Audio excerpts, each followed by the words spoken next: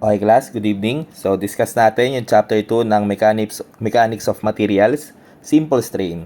Unahan na kita class, simple stress tsaka si simple strain ay correlated sa isa't isa. Habang natututo tayo dito sa simple strain, marirealize natin kung bakit nga ba talaga sila nasabi na correlated. So pag-usapan na natin class si simple strain. Sabi dito class, si strain is a geometric quantity that measures the deformation of a body. Sabi rin dito, merong dalawa na type ng strain. Si normal strain tsaka si shear strain. By the way, ang ginamit kong reference dito ay si Python Q Salas na book. So, yung defo book nila. So, balikan natin ito. Normal strain tsaka si shear strain. Sabi, si normal strain daw ay dimensional changes or change in dimension. Si shear strain naman ay nire-refer natin as angular changes or change in angle or sa ibang salita naman, distortion. So, paano bang ipapaliwanag si dimensional changes para kay normal strain? I-differentiate natin silang dalawa. So, si normal strain class, kunwari, meron tayong bar, o kunwari, any material, pero let's say ito ay meron tayong bar, tapos ito ay naka-experience ng load P. So, makikita mo, since yung load P natin ay pahatak, so ito ay tensile force. So, nakaka-experience ngayon yung bar natin ng tensile force. Bigay ko yung dimension nito. So, pangalanan na muna natin to, yung length niya na L. Since nakaka-experience ito ng tensile force, ang tendency, yung material natin ay mag-elongate. Siyempre, may magkaparis yan. Kapag tensile force, yung tensile force, ito ay equal sa elongation. Kapag ka naman compressive force o compression, ito naman ay magre-result sa shortening o iikli yung isang material natin. Siyempre class, isipin mo yung last Pag hinatak natin, maghahaba. Isipin mo naman, yung isang material, kapag piniga mo, ang tendency, syempre, liliit. So, yun yung sinasabi ito na magkapares lagi yung dalawa. Hindi pwede na hinatak mo, tapos lumiit palalo. So, hindi naman nangyayari yun. So, balik tayo dito sa figure natin. Meron tayong bar na hinahatak. Ang tendency ka mo nito ay mag-elongate. So, ano natin? Nung na-deform na yung bar nating class, nung hinatak ito, since nag-elongate ito, nagkaroon tayo ng tinatawag natin na change in length.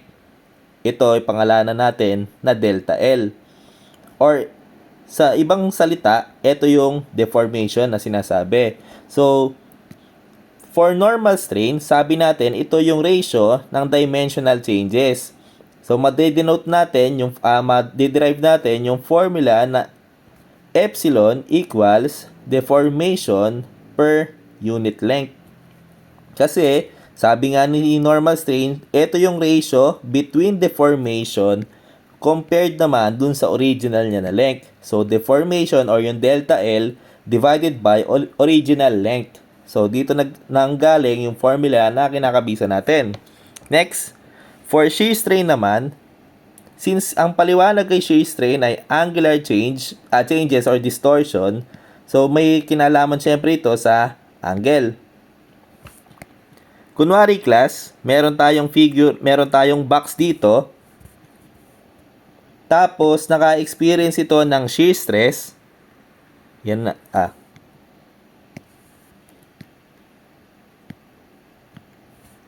Saglit lang class, drawing ko lang.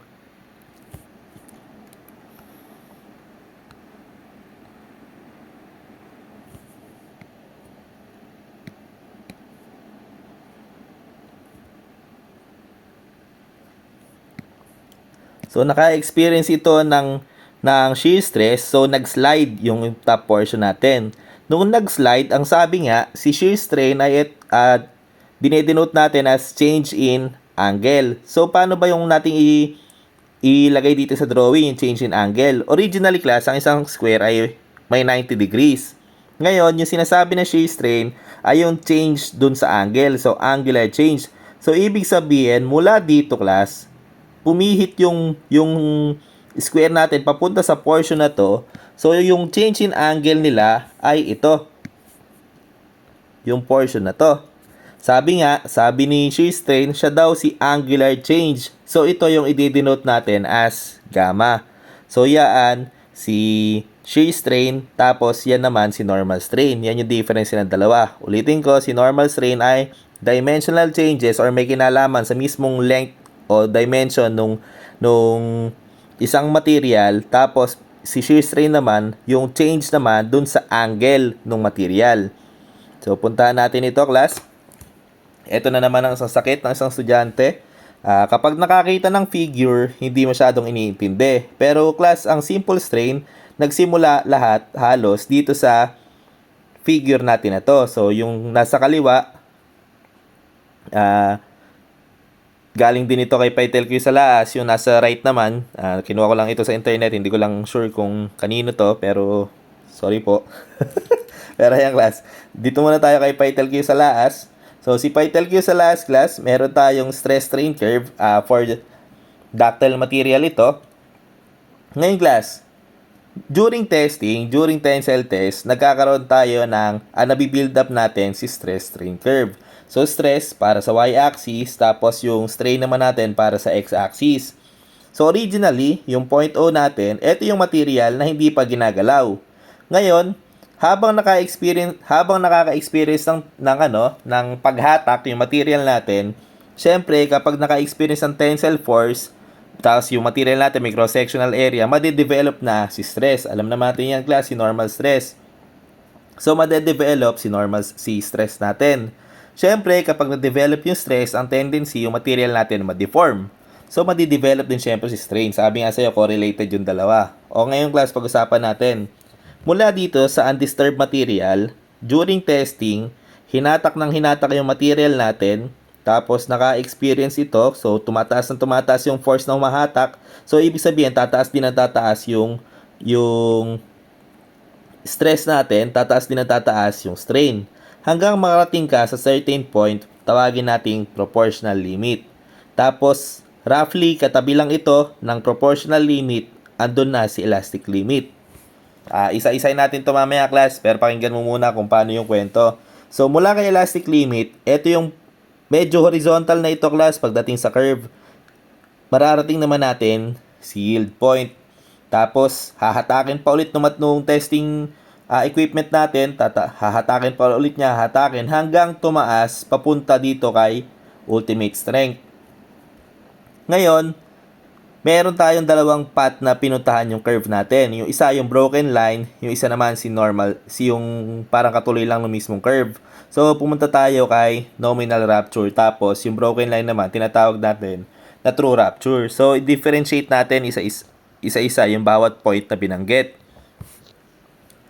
Hiwalay muna natin, class, si true rupture. Doon muna tayo sa original na sa original na curve natin, yung hindi broken line.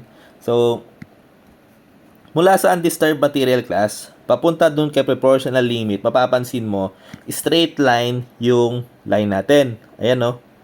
Straight line. So, straight line ito, ibig sabihin, class, stress is directly proportional to strain.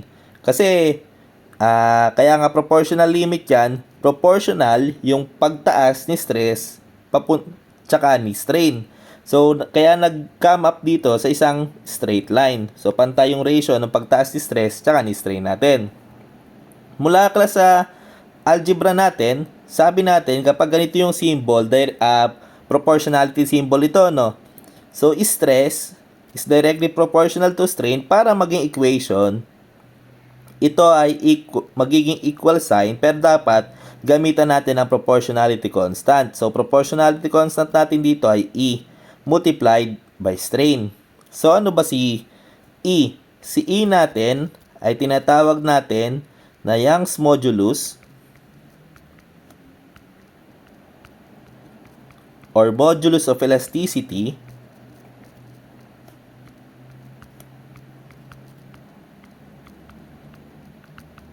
or elastic modulus. So, maraming textbook, mababasa mo sila. So, iisa lang yung sinasabi niyan. Yan yung E. na for steel, tandaan ito kasi hindi na binibigay ito, for steel, si elastic modulus ay laging equal sa 200,000 megapascal. O, puntahan natin ito. Si proportional limit natin mula do sa undisturbed material, straight line. So, yan yung itong ginawa natin na to, ito class, yung tinatawag na Hooke's Law. Where stress ay directly proportional kay strain. So, mamaya si Hooke's Law i-explain pa natin kasi dyan natin i-derive yung formula ng simple strain. So, mula dyan naman class, mula kay proportional limit, papunta kay elastic limit, medyo hindi na ito straight line. Though magkalapit sila, minsan sa ibang material, tinatanggap na halos magkatabi lang talaga sila. Pero sa testing, mahirap kasing hulihin kung nasa si proportional limit, nasa si elastic limit. Pero ipaliwanag natin class si elastic limit.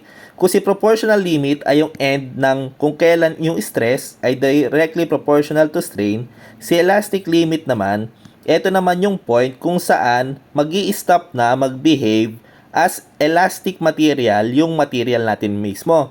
O nag-i-stop na for elastic deformation yung material. So ano ba yung elastic material na yan? Ano ba yung elastic deformation na yan?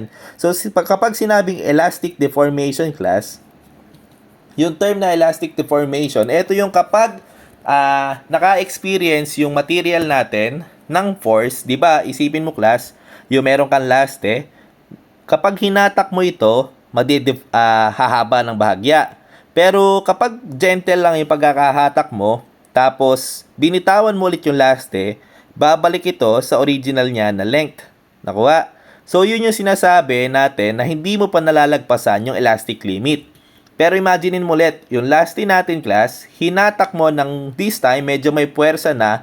Ngayon, nung binitawan mo, napansin mo na yung laste mo medyo naluganggang o medyo humaba na. So hindi na siya bumalik do sa original niya na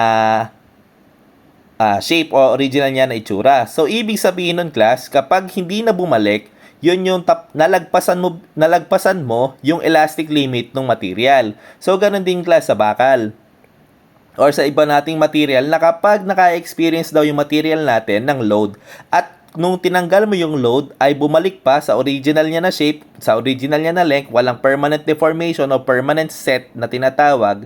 So yun yung palatandaan na hindi mo pa nalalagpasan si elastic limit.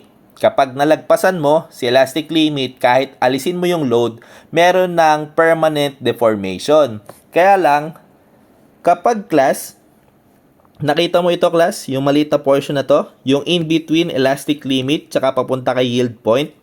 Yung portion na yan class, halos magkatabi rin ito sa testing. Ngayon, yung portion na yan, bagamat yung elastic limit yung point kung saan kapag lumagpas ka dito ay magkakaroon na ng plastic deformation, yung portion na ito class, yung portion na dalawa na yan, yung maliit na portion na yan, ay hindi pa kapansin-pansin yung nagiging permanent deformation.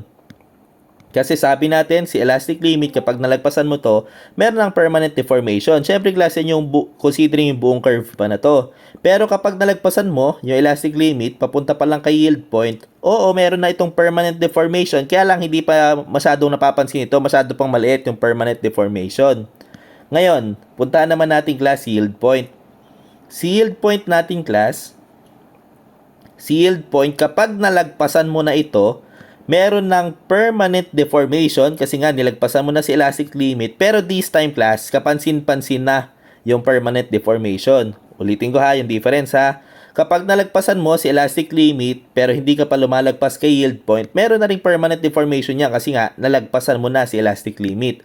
So meron ng permanent deformation, kaya lang since hindi yung pa nalalagpasan si yield point, meron pa itong hindi pa kapansin-pansin yung deformation. O ngayon class, kapag nalagpasan mo na si yield point, bukod sa meron ng permanent deformation, kapansin-pansin na ngayon yung deformation na yon. Malinaw tayo sana? Okay class, habang tumataas pa na tumataas yung force natin, yung paghatak, tumataas din na tumataas syempre stress, tumataas din na tumataas si strain. Kasi papalayo doon sa origin. hanggang marating natin si ultimate strength. Sa stress strain curve class, si ultimate strength yung tinatawag natin na highest point o peak ng isang curve. Ulitin ko, wag mo munang pansinin ito class, mamaya di-differentiate natin. So, sa stress strain curve class, ang tinitake natin na highest point lagi ay si ultimate strength o ultimate stress. So, yung point na yan, yung palatandaan dyan, highest point sa stress strain curve. Ngayon class, kapag narating mo na si ultimate strength, mapapagod na yung material o papasira na yung material nating class kapag nalagpasan mo pa yan hanggang magkaroon na ng rupture o ng fracture yung mismong material or masira na yung mismong material. Yung pagkasira na yun, yung point kung kailan nasira, siya si nominal rupture strength. Ngayon class, ano ba ang difference between true rupture strength tsaka si nominal rupture strength? Siyempre class, imagine mo ulit, balikan natin yung last mo. O, kunwari class, meron ka ulit laste. Kapag hinahatak natin ng hinahatak yung laste, di ba mapipigtas din yon at some point. Pero kung i-observe mo mabuti class yung laste, kapag hinatak mo ng hinatak, dadating ka sa point kung saan, mapapansin mo, kung saan mapuputol yung laste, ninipis din doon class yung dimension. Na-imagine? So, nung hinatak mo yung laste, napapansin mo kung yung point kung saan mapuputol yung laste, ninipis yun na ninipis. Or, class, isipin mo rin sa lubid. Nakakita ka na siguro nito sa mga, sa mga movie. So, yung, kunwari, may nakasabit yung bida dun sa lubid, tapos, class, ipapakita dun sa palabas na numinipis yung lubid hanggang maputol na yung lubid. So, ganun yung class yung nangyayari. Ngayon, sa actual testing, kapag yung material natin ay in-expose natin sa tensile load, syempre hahatakin niya ng hahatakin. Habang tumataas yung stress, tumataas din yung strain. Hanggang mula dito class, kunwari class, ito yung original na material natin, in-expose natin sa tensile load, ang mangyayari na, ninipis yung material natin. So, nag-elongate tapos ninipis na ng ninipis. Siyempre, sa portion kung saan numinipis yan, doon possible na mapigtas na yung material. Ngayon class, yung true rupture strength na to kasi ay naka-base sa instantaneous area. Kunwari class, habang tumataas, dapat yan, yung stress natin, syempre yung area lumiliit din na lumiliit yan. Tama? So, hanggang mapigtas nga. So, yung true rupture strength class ay naka-based dun sa actual o instantaneous area. Ngayon, si nominal rupture strength naman class ay naka-base o dinidivide natin yung stress dun sa original na area. So, hindi natin ginagamit si true rupture strength. Bagamat ito yung actual na nangyayari, hindi natin ginagamit si true rupture strength kasi nga masyadong mahirap hulihin yung area instantaneously. Habang syempre class nakaka-experience ito ng maximum load na doon sa mga matataas na load, syempre mabilis na rin na numinipis yung area natin. So mahirap nang hulihin yung area na yon, kaya hindi natin ginagamit yung true rupture strength. So si nominal rupture strength naman, ang pinang-divide natin dito ay yung original na area class, yung hindi pa na-deform na material. So, yun yung difference between true rupture strength at si nominal strength. At yun din yung dahilan bakit ito ay naka-broken lines kasi hindi natin siya masyadong ginagamit. Pero, meron pa tayong isa dito class na stress strain curve.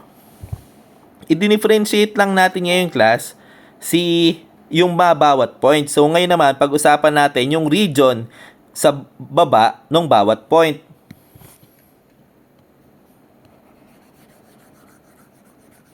By the way, class, yung yield point natin na to ay limited para sa structural steel natin. So, yung ibang material, walang yield point.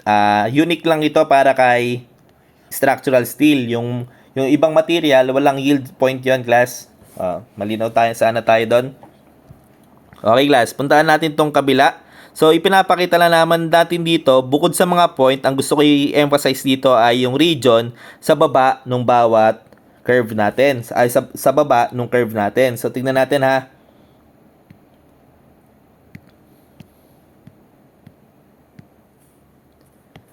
Base dito sa right side natin na figure, yung portion kung saan nasa baba ng elastic limit o yung area bounded ng elastic limit tsaka nung point of origin. Eto class, yung portion na to, yung portion na yan, yan yung tinatawag natin na elastic region. Elastic region. Makinig mabuti rito, tsaka i-lecture ito kasi po lumalabas ito sa board exam. Ngayon class, yung area naman bounded nung elastic limit papunta kay yield point. So ito yon. Yung portion na to, yung maliit lang,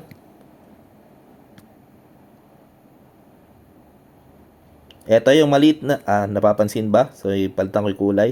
So yung area na to class, yung area na yan, yung maliit na area na yan, yan yung tinatawag naman natin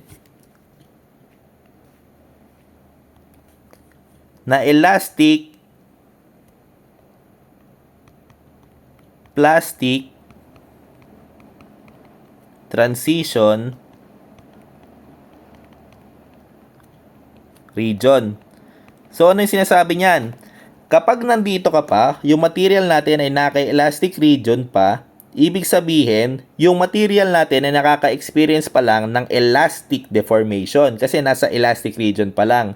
Ulitin ko, yung elastic deformation po, ito yung type ng deformation na kapag tinanggal mo yung load, yung kung ano yung nagkakos ng load ng deformation na yun, babalik sa original na itsura yung material. Ngayon class, pinaliwanag ko kanina, in between elastic limit tsaka yield point natin, meron ng permanent deformation dyan. Kaya lang class,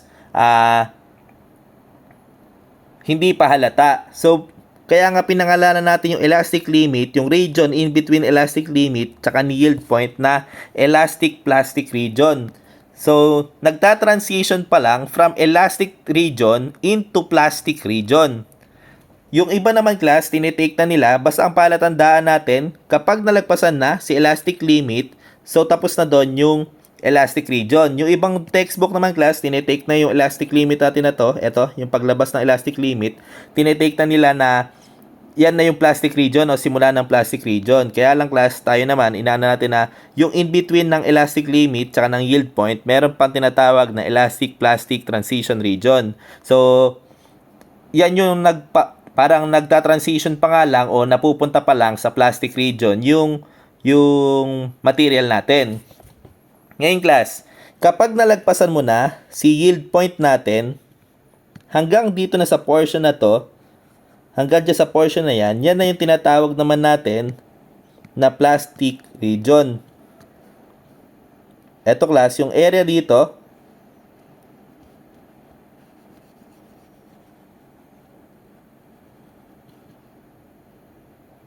yung area na yan class, yan naman yung tinatawag natin na plastic region. Kung saan dito mangyayari yung plastic deformation. So ano na nga yung plastic deformation? Kung yung elastic deformation ay kapag tinanggal mo yung load dun sa material ay babalik pa sa original na dimension yung material, original niya na itsura. Kapag nagkaroon ka ng plastic deformation, kahit tanggalin mo yung load, meron ng permanent deformation na mangyayari. So, elastic region, syempre kapag nasa elastic region ka, equal ito sa elastic deformation. Kung saan yung elastic deformation natin class ay kapag tinanggal natin yung load, babalik pa sa original na itsura. Ngayon, kapag nasa plastic region ka, magkakaroon ka ng plastic deformation. So, ano si plastic deformation naman? Kapag nangyari si plastic deformation, nagkakaroon na tinatawag natin na permanent set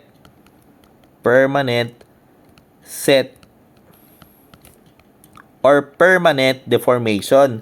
Nagkakaroon na tayo ng permanent na deformation o hindi na babalik sa original na itsura yung material natin kasi nalagpasan na niya si yield point. Ngayon class, si plastic region ay nahati sa dalawang region pa. Eto, pansinin mo ito. Si plastic region ay nahati kay strain hardening na tinatawag.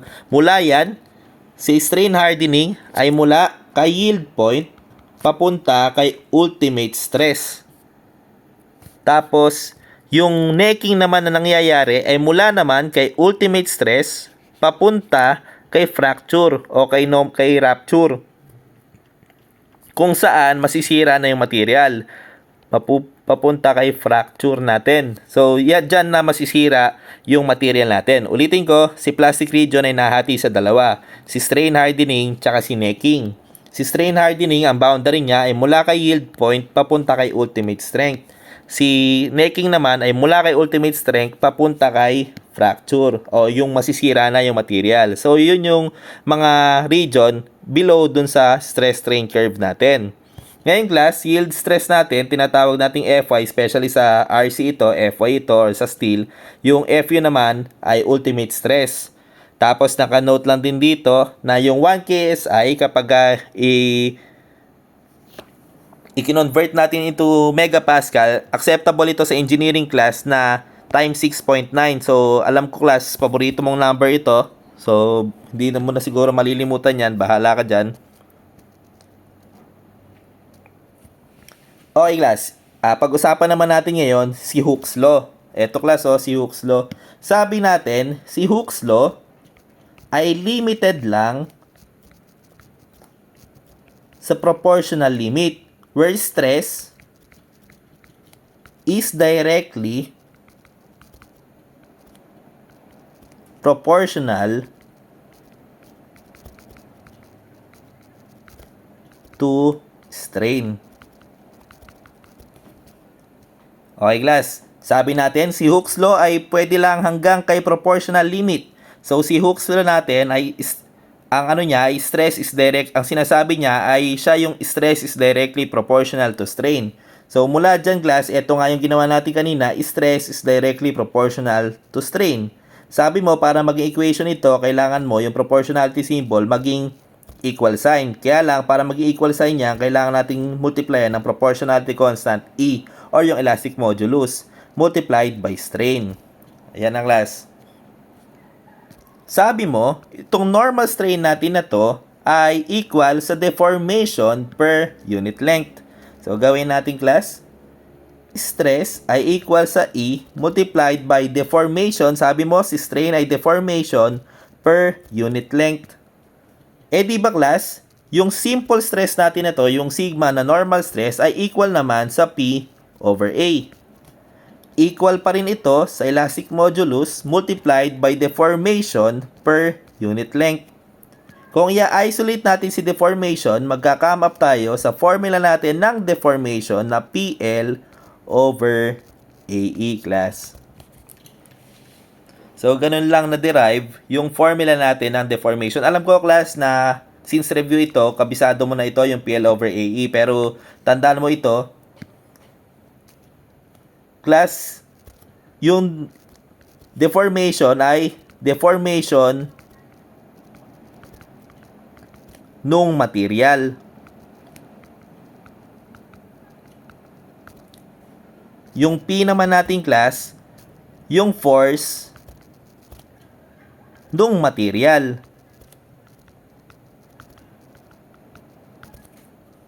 Yung length naman natin class, length nung material. Very good class. Alam ko, naiisip mo na, naiinip ko sinasabi ko ito. Yung A naman class, hulaan mo. Yung A natin ay cross-sectional area nung material. So, dito class, sa pagpapakilala natin ng mga variable natin, paulit-ulit na sinasabi, kasi pag kinompute natin ito, kadalasan nagkakamali yung estudyante dyan sa portion nung etong portion na to nung material kung ano-anong binibigay na o pinapalit na value. So yung E natin na elastic modulus, wala mo class kung ano to. Elastic modulus nung material class. Ayan, nung material. Alalahanin mo mabuti ito class, Tagalog na hindi pala medyo ano pala to konyo. Pero class nakalagay na nung material ha. Alalahanin mo mabuti ito yung lahat yan. Para magamit mo ito, deformation ng material ay equal sa yung force na na-experience ng material multiplied by yung length nung material. na nakaka-experience ng deformation. Ulitin ko yung sa length kasi dito may trick minsan.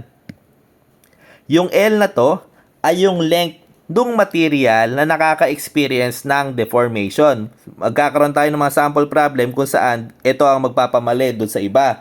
So yung A naman ay cross-sectional area nung material. Yung E naman ay elastic modulus nung material. So kung ang normal strain class ay merong Hooke's law, meron ding Hooke's law for shear strain. So ang gagawin lang natin dyan, shear strain ay equal sa shear strain is directly proportional to shear stress is directly proportional to strain. Kaya lang, kamukha nung ginawa natin dito para maging equation ito, so shear stress ay equal sa, so gagamitan natin ng proportionality constant, kaya lang dito ay shear modulus. Tapos multiplied by gamma. So, ang bago lang naman dito ay si G. Ito class ay shear modulus.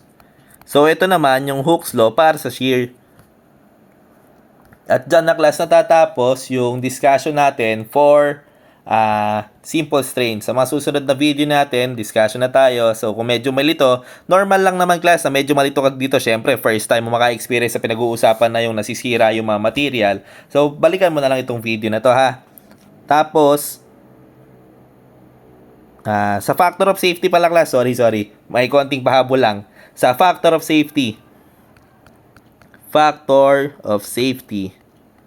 Pakilala ko lang sa iyo class kung ano si factor of safety. Kunwari class, inutusan ka sa tindahan pero di mo alam kung magkano yung bibilin mo mismo. Di ba magdadala ka ng, kunwari may idea ka lang na roughly siguro 80 pesos ubusin ko. Kaya lang hindi ka sure. So ang gagawin mo, magdadala ka ng ekstrang pera. Diba? Lalo na kung malayo yun, magdadala ka ng extra pera para hindi ka na pabalik-balik. So, ang ginawa mo na yung class ay principle ng factor of safety. Nagpasobra ka para sakali na, kasi medyo alanganin ka. So, yung factor of safety natin class, pagdating naman sa design, ay ginagawa natin para hindi ma-meet yung ultimate strength ng material natin. Kasi alanganin yung kapag na-meet natin yung ultimate strength. Kasi ganito yung class. Kunwari, ang ultimate stress ng material natin ay 10 kilopascal.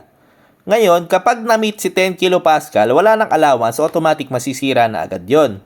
Malinaw?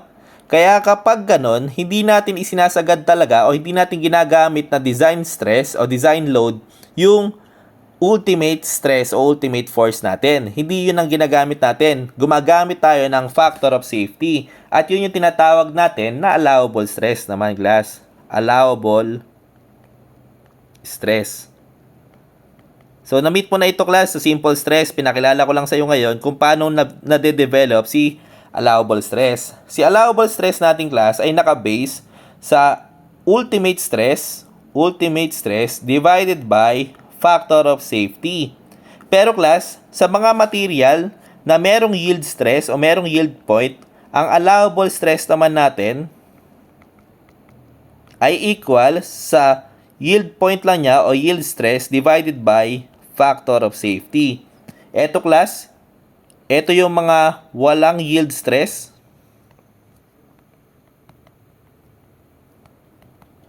Na material. Pero kapag merong mga yield stress yan, tulad ng steel nga, so yung yield stress natin ang ginagamit. So eto yung may yield stress. Ayan na class, ito na talaga yung last na part ng discussion natin. Salamat sa pakikinig class ha, pakibalikan mo na lang ito. Sige, see you sa mga next problem natin.